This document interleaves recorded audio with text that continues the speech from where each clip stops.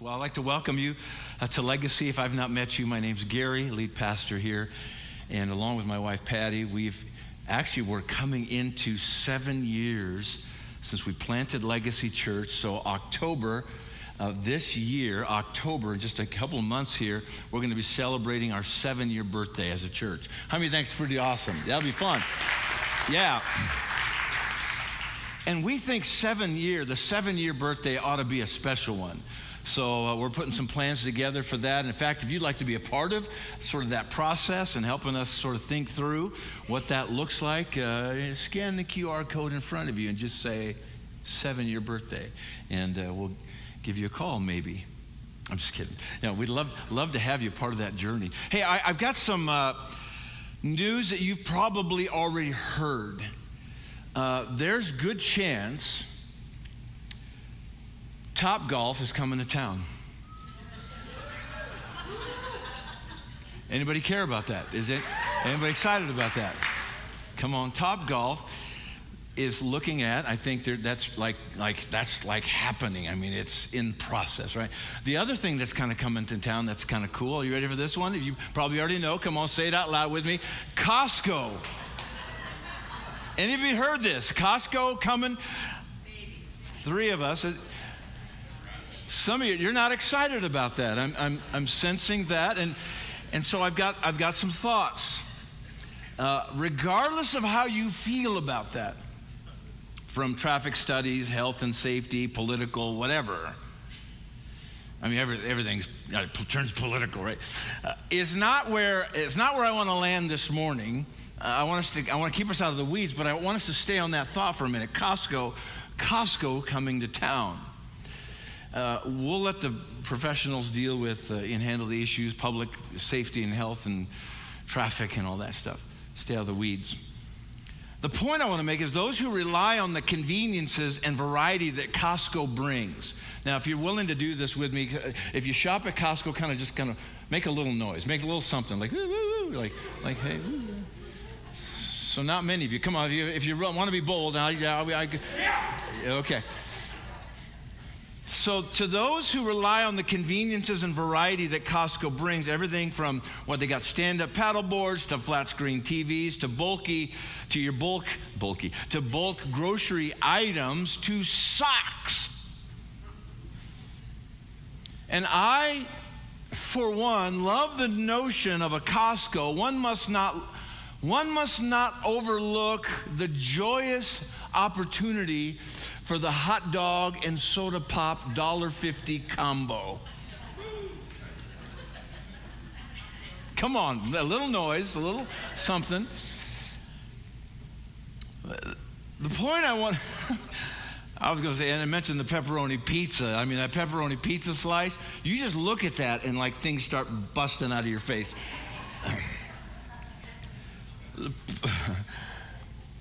The point I want to make is that of proximity. Right now we have 2 Costcos, one in the valley, and we have one in Coeur d'Alene.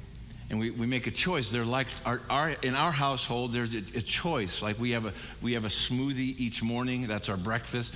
But you can only go to the Costco in the valley to get the right almond milk. In order, right? If I go that way, if I go to the other, I'm not allowed to buy those because it's got a little sugar in it, right?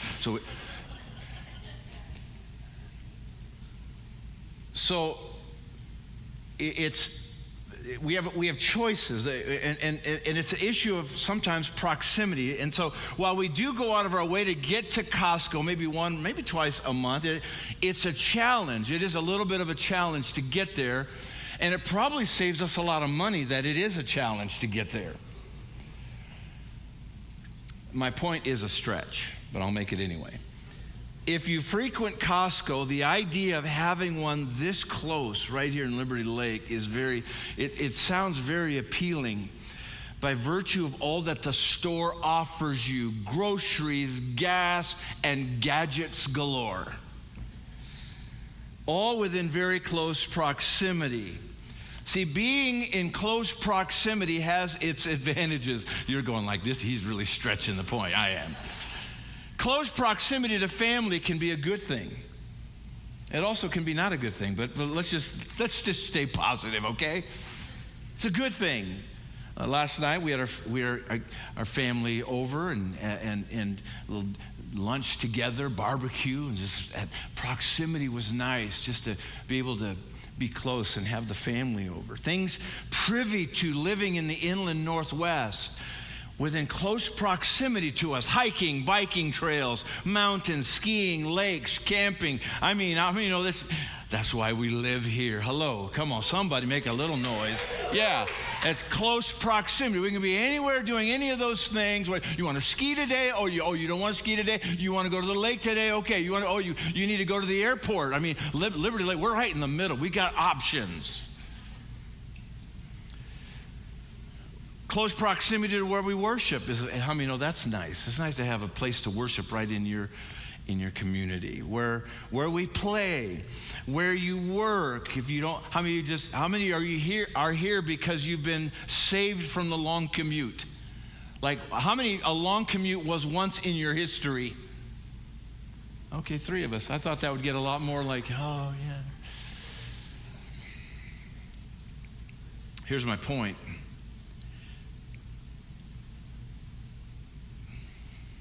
It's not, the point isn't coming over as smoothly as I'd like, but let's just go with it anyways.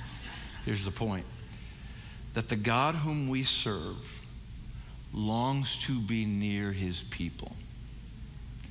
He longs to be in close proximity. Now, hang on with me. How do we know this?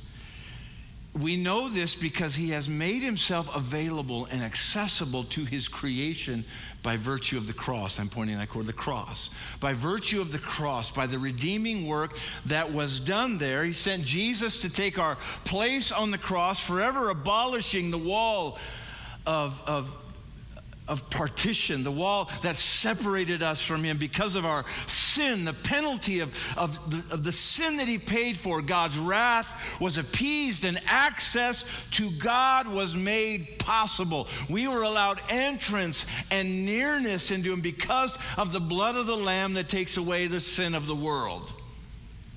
We were allowed to come near. Why did he do this? Because of his great love for us and his desire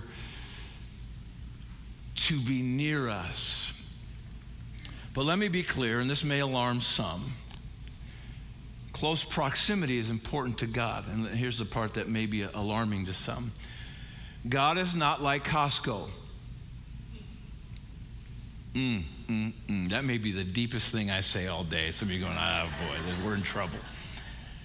God is not like Trader Joe's.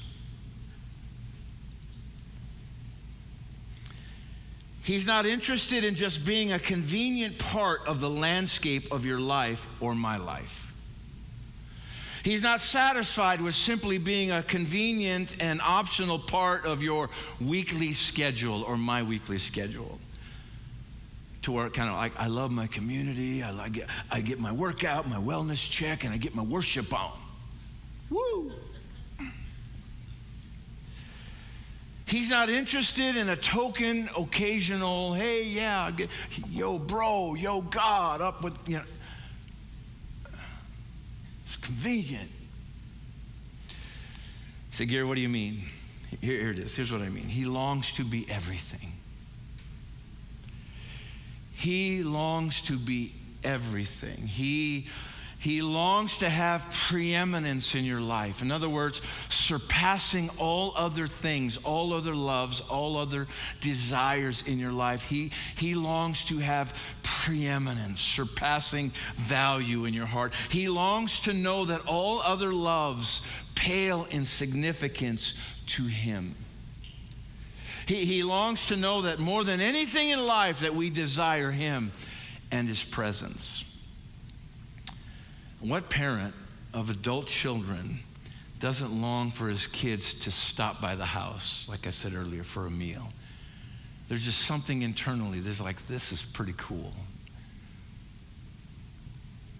How much more our Heavenly Father longs to be with us, not from a desperate place of coercion, but from a place of passion and desperation something in our hearts that says, God, I must have you. And it just stirs from an organic place within us, right? Destiny, one of our worship leaders, wrote a song. Actually started about a year ago, the journey of this song. And as we came into this series, really was part of, we wanted to bring this to you. And I thought right here, I just wanted to just share with you a verse and maybe a couple of the choruses of this song, and then we're going to sing it at the end of the gathering. But I want you to listen to the heartbeat of a desperate for his presence. Just listen.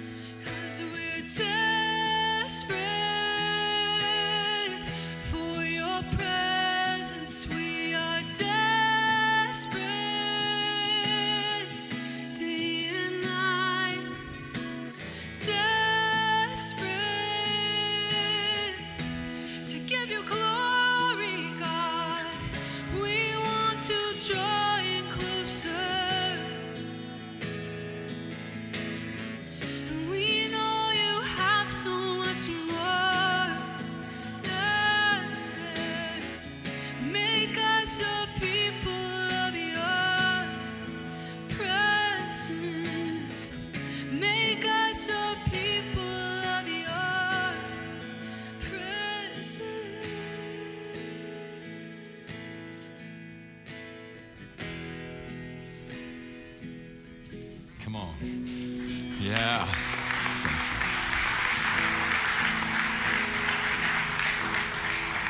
They're going to come back at the end. They're going to lead us in that song in just a few moments. And all the more special when it comes from the heart of the person who wrote the song, right? And what does that kind of song do to the heart of Jesus? Make me a people of your presence. Make me desperate for your presence, Lord. Here's the question that I can only begin to unpack today because it's so vast. It could be a whole series in itself, probably take us a year. There are gifts and discoveries to be made, characteristics about the very heart and nature of God that are found only in his presence. Let me say it this way. There are gifts, discoveries to be made, characteristics about the very heart and nature of God that are only revealed in his presence. I'll say it another way. There are gifts, discoveries to be made, characteristics about the very heart and nature of God that are only revealed to the earnest seeker. They're only revealed to the one who seeks him. For Hebrews 11:6 said it this way, and without faith it is impossible to please him. For whoever would draw near to God must believe that he exists and that he rewards those who what? That he rewards those who what? Seek him. He rewards those who seek him.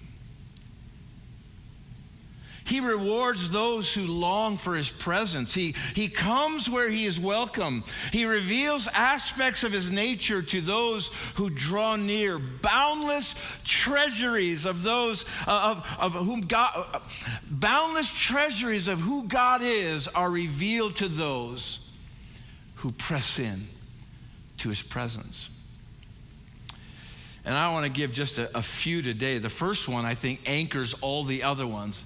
And as I started this message, started down this pathway, I got tripped up immediately. And you're going to see why right now. As we kind of go, what treasuries are revealed in his presence? What things am I privy to as a seeker of the heart of Jesus? What's revealed to me? What rewards are there as I stay steadfast, longing for his presence?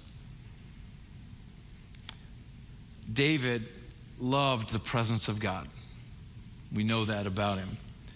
And he discovered a few things about being in the presence of God. One of my favorite passages, one of my favorites is found in Psalm 16:11. It says this. David says, you make known to me the path of life. I mean, let's just stop there. Okay. Like if you've ever had a question about where your life should go from here. Like if you've ever had a question, past, present, like future, God, what are you calling? How are you directing my life? What is it you desire? David says, you make known to me the path of life. You make known to me the ebbs and flows of my life. Then he goes on to say this, in your presence what? There's fullness of joy. At your right hand are pleasures forevermore. But I got tripped up. Here's where I got tripped up. In your presence, there's fullness. I mean, let's just set joy aside for a minute. In your presence, there's fullness. But first, before we go to joy, you lost me at fullness. In your presence, there's fullness. In other words, I am filled. That Hebrew word for fullness is the word sabah, S-A-B-A, which means I find abundance. I am fully satisfied. He's saying, you fulfill me. And then later on in the New Testament, Peter quoted this same passage. He took David's quote, David's heart, and he brought it to the book of Acts. He says this. He said, you've made known to me the paths of life. You will make me full of gladness with your presence. Just verse 20, I wrote 25 to 28. Just 28. You have made known to me the paths of life. Listen, you will make me full of gladness with your presence. Full. That full of gladness. Full. That Greek word is plerao. Plerao. To fulfill. You make me plerao. You make me full. You complete me. This is important. I want us to get this. You make me full. That's what David's saying. In your presence, there's fullness. Let's just stop. In your presence, you make me full. In your presence, you make me complete. In your presence, I am full. I am filled. You can't find this in another human being. We try to. We try to find this in relation. Humans can't hold this spot. Amen? I know what young love is all about, and we put that person on a pedestal. They can do no wrong. And everybody who's been married any length of time says, give it a little time. You get cured of that real fast. Humans can't stay on this pedestal, nor should they. Why? Because their humanness begins to show. The veneer begins to crack. The closer you get to the person, the more you learn. Only in God's presence is there fullness. The Rolling Stones tried to warn you. I can't get no. Come on. Satisfaction. I can't get no, said Mick.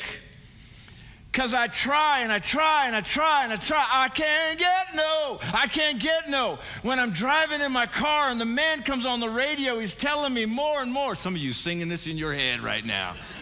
You're acting all spiritual, like you're singing it. You're like, right?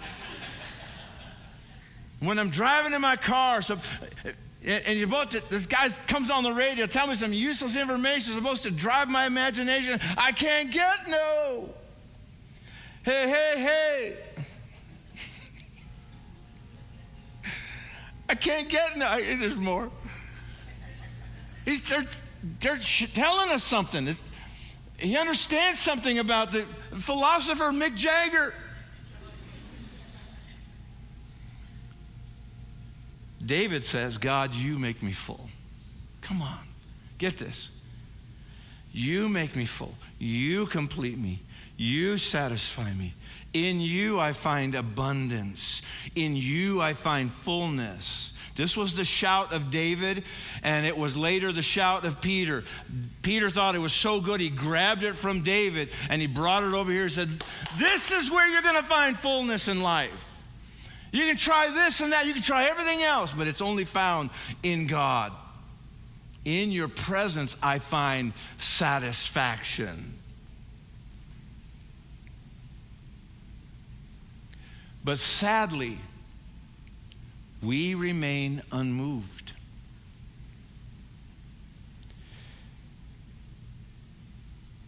We go, oh yeah, that's a good point.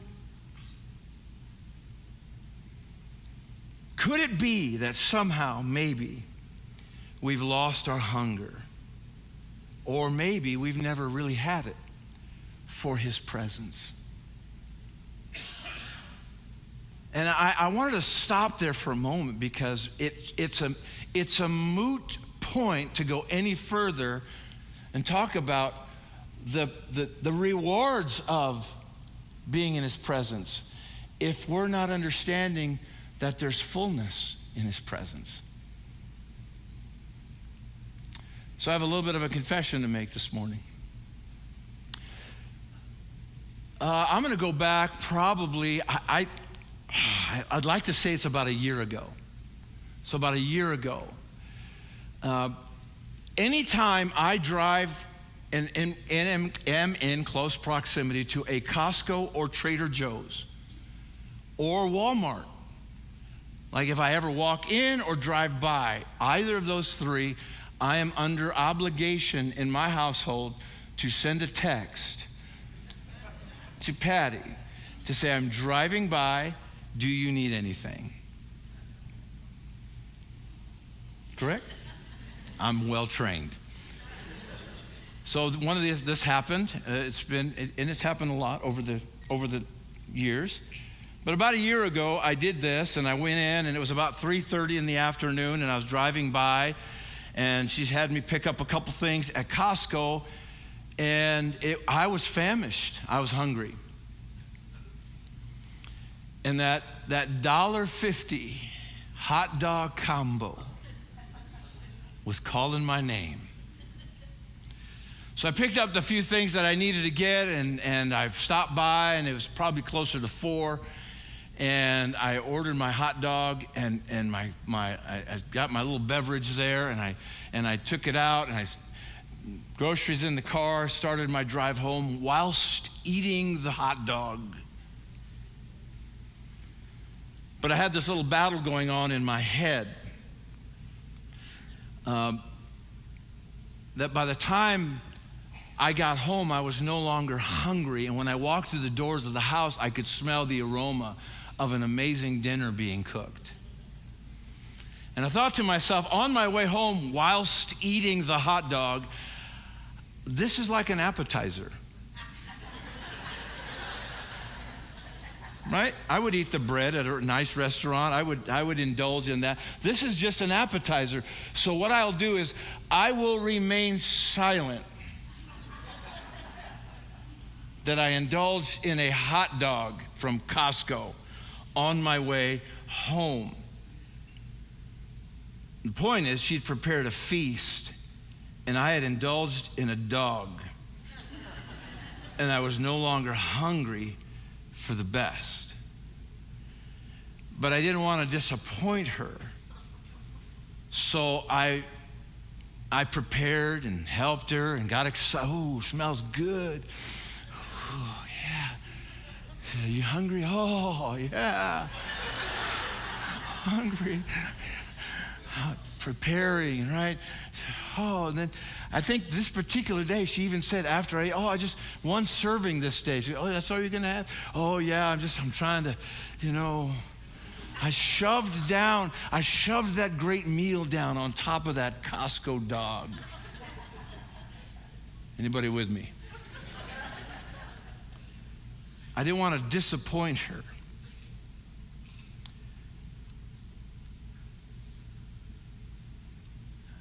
The fact of the matter is, I didn't want to disappoint her, so I shoved more down, no doubt, not enjoying the meal. I was not enjoying the meal in the way the Creator intended. And sadly and tragically, the point is, could it be that we do the same thing to God? It makes you wonder how often we come to God so full. We come to a gathering like this so full of amusements, full of entertainment, full of music and lyric and rhyme, full of podcasts, full of voices and noise engulfed in our toys. We come full of ourselves, our smarts and our fancies. A little bit of Dr. Seuss going on here. Our social media in series binges and old Tom Clancy. We're full of ourselves with no room to spare. No wonder it's so hard to hear his voice or to care. Why? Because we're full. And we wonder why we remain unmoved in his presence. And we wonder why we hear in his presence his fullness of joy, and we go, yeah. So when David cries out, in your presence is fullness of joy, plerao is what Peter declared, fullness of joy. We can tend to be unmoved, unconvinced, or worse yet, unimpressed. Why? Because we're full. We're full of all the competing things that rob us of what can only be found in him. I call it the Costco dog syndrome. We've eaten the Costco hot dog and we've shoved it down, and we've entered into a consistent walk with the Lord that's always full. We don't want to disappoint, so maybe we go through the motions just a little bit. We worship, we string a couple days of Bible reading together, but we wonder why nothing sticks. Our worship is flat, the Bible is boring, our devotion is waning, and sometimes we haven't even thought of God. Why? Because we're so full.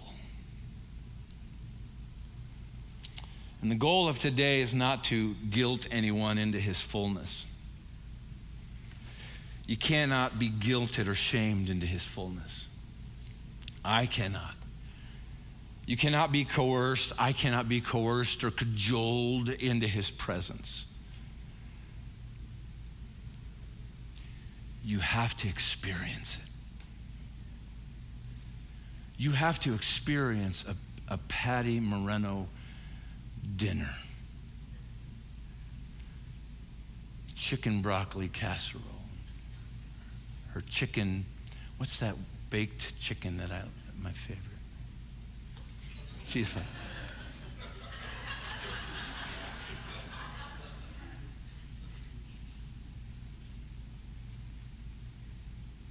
you don't want to have a hot dog from Costco shoved down in there and then come on over. You'll not enjoy the meal the way the Creator intended. You have to experience it. You have to, what does the psalmist say? Taste and see what? Taste and see that the Lord is good.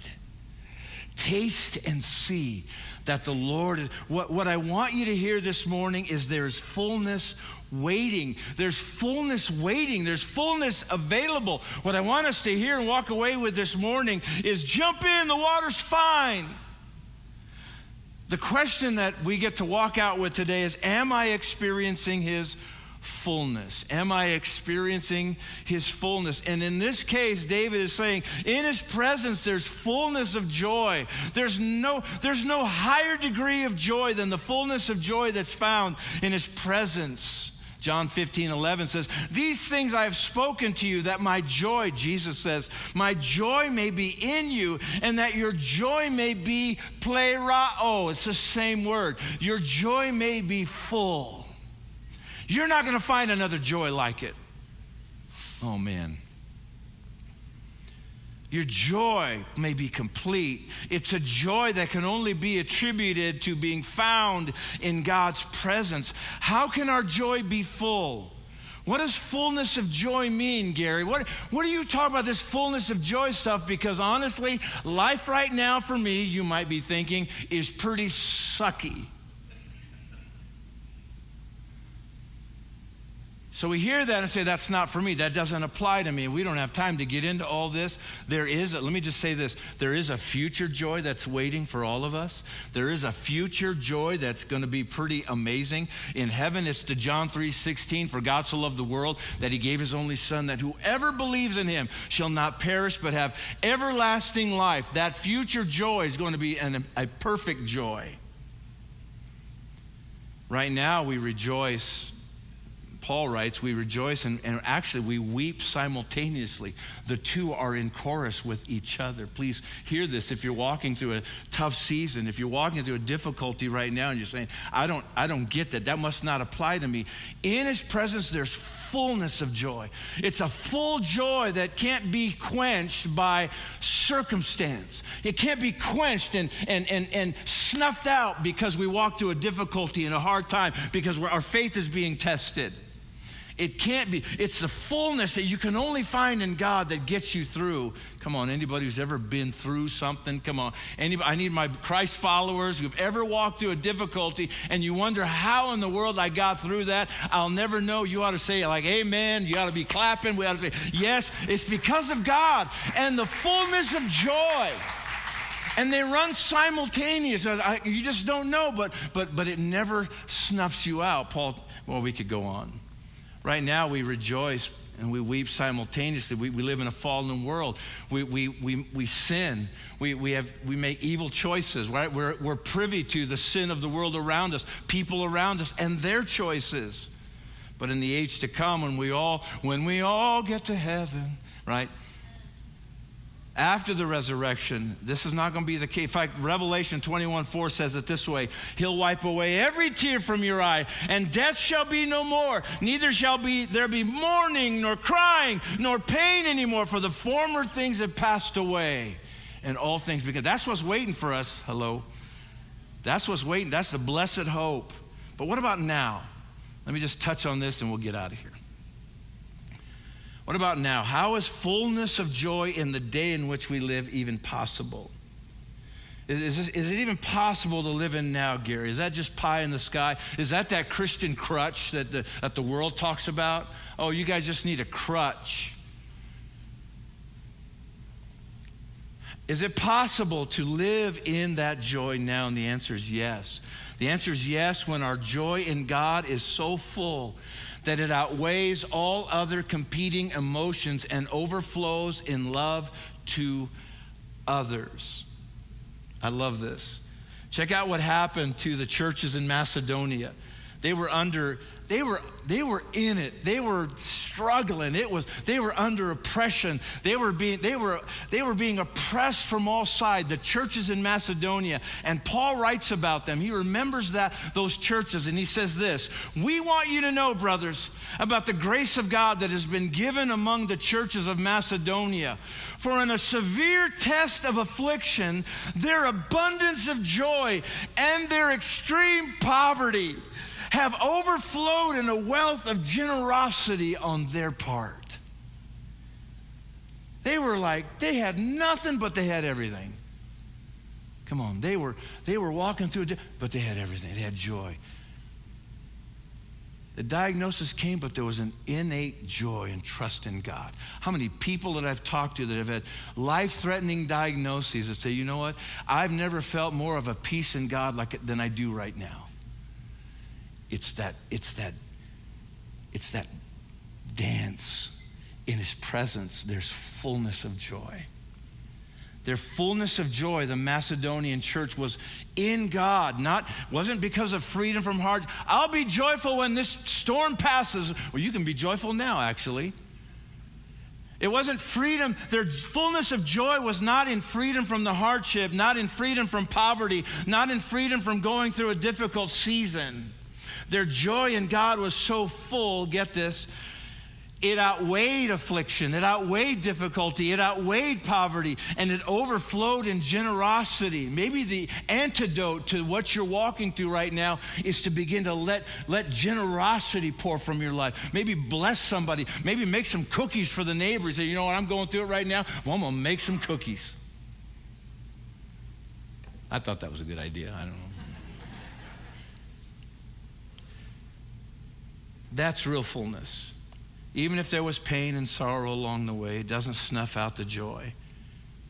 That fullness of joy finds a way to be a conduit of blessing to others. One of the gals, and she would be probably embarrassed. I didn't ask permission, but I'm going to say her name anyways. Well, I'll just say it this way. She cleans our bathrooms. She's been cleaning our bathrooms around here for years. When her husband passed, she called the morning that he passed and said, Pastor Gary, I don't know how I got the call, but you know what? I'm not going to be able to come in today and clean the bathrooms because my husband passed away. There was something in her that didn't want to overlook it's her joy. It's her joy of serving. She wasn't going to let anything, not even the death of her husband, right, release her from the responsibility and the joy of service. She said, I can get him later this week. I said, no, you don't have to worry about that, please, right? Paul said it this way, and then we'll close with this. But whatever gain I had, I counted as loss for the sake of Christ. Indeed, I count everything as loss because of the surpassing worth of knowing Christ Jesus my Lord. For his sake, I have suffered the loss of all things and count them as rubbish in order that I may gain Christ. In your presence, there's fullness of joy. In your presence, let's just wait. I don't know if you can, you're comfortable to close your eyes for a minute, you can do that. In his presence, there's fullness, there's plerao, completeness, to be filled. In his presence, there's fullness. And without this fullness, we become anxious. Without his presence, we self-medicate. Without the fullness of God, we wander. How many people do you know when they walk through a difficult season, they wander or they shake their fist at God and they say, how could you? In his presence, there's fullness. And the fullness of God says this, I'm not going to let that difficulty, that hardship, that season snuff you out. I'm with you.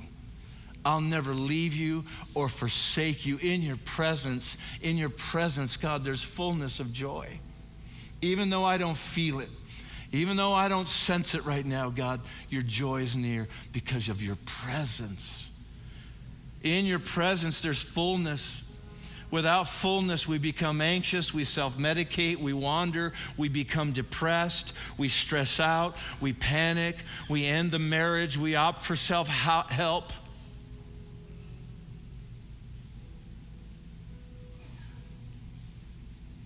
I'm asking us to remember this morning in his presence there's fullness.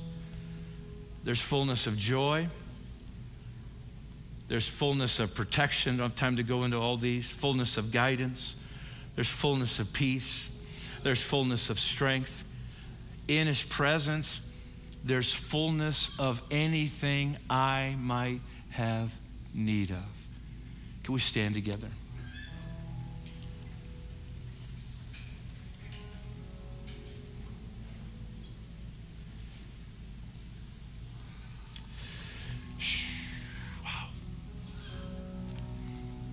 here's what I want us to do as we go to prayer this morning, and just respond to maybe what the Holy Spirit might be speaking to you. I know it sounds silly, but I wanted to illustrate this morning with one pitcher of Costco hot dogs and one pitcher of water. And you pour the water, you can't get much water into a pitcher full of Costco hot dogs. So what I was going to do was just simply, empty the vessel so that the water could come, so that his Spirit could come. And sometimes, listen, this is what I want us to understand. Legacy Church. One of the most joyful things we can do in the presence of God is to repent. Really probably the most blessed thing I could have done for, even to Patty that day, was say, you know what, on my way home, hey, I just had a hot dog. Could we push it in her back a little bit? But I opted to make a shift in my mind and say it's okay. And I'm saying today, for me, I don't want to approach Jesus with a pitcher full of Costco hot dogs called amusements and entertainments and all of the things that I put in his place. There has to come the discipline of pouring out daily so that I can be filled. A pouring out, a discipline of repentance, and say, God, forgive me, wash me, cleanse me, renew me, Lord. Open me up so that I can receive more from you. I want you to have preeminence in my life. I want you to be far above all other things. So while the band's singing, that's your heart today. I'm just going to open up this front area. You want to come down and say, you know what? I'm going to pray. Just make this an altar today. Why not? Why not respond right now while the Holy Spirit's speaking? Yeah, there's some things. There's some business that I have to do with Jesus. I invite you to do that during this song. If you love somebody to pray with you, the prayer team's going to be standing on the sides. If you love somebody to pray with you, please give them opportunity to do that, okay? While the band's leading us, don't hesitate. Don't wait. Just say, God, I'm gonna step forward. I'm gonna find space, find a moment just to do business with God and pour out today so that you could fill up. Let's do that as the band leads us.